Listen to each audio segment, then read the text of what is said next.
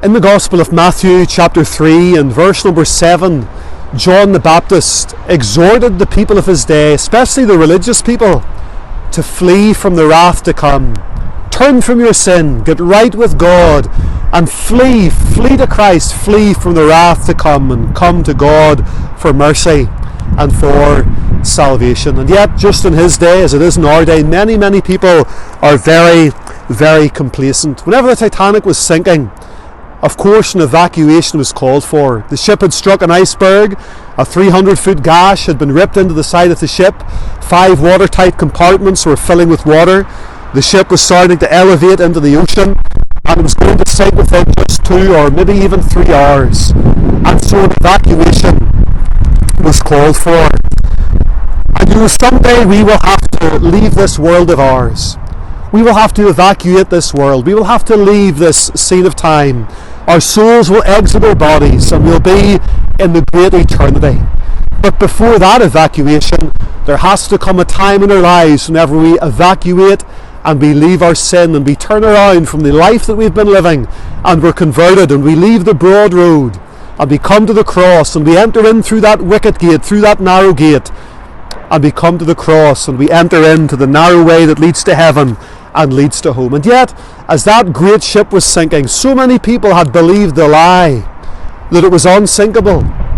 They couldn't bring themselves to think that there was any danger at all. And it seemed so foolish to leave the scenic security of this great unsinkable ship, leave the warmth and the comforts of their cabins and their dining cars and their dining tables, and get into a little lifeboat and be lowered into the cold and icy waters of the Atlantic Ocean just around the midnight hour. It seemed like absolute foolishness. Why would I leave the comfort of this great ship and get into this little lifeboat? It was so surreal that they just couldn't even take it in.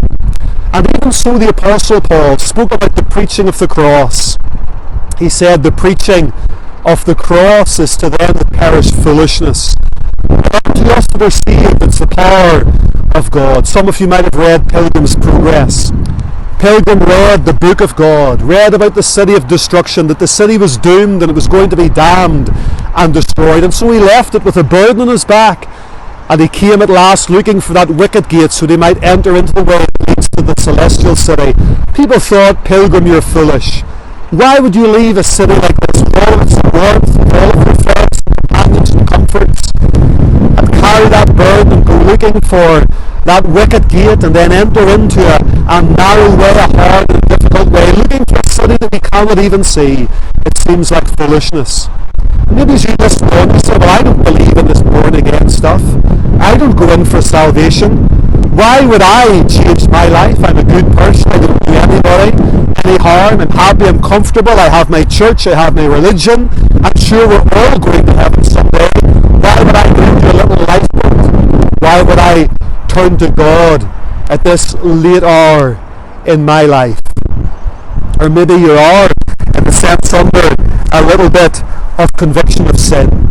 And yet, like Felix in the Word of God, you think you can get saved at a later time. In Acts chapter 24, we read about Paul preaching to Felix, and it says in verse number 25, as he reasoned of righteousness, of temperance, and of judgment to come, Felix trembled and answered, Go thy way for this time.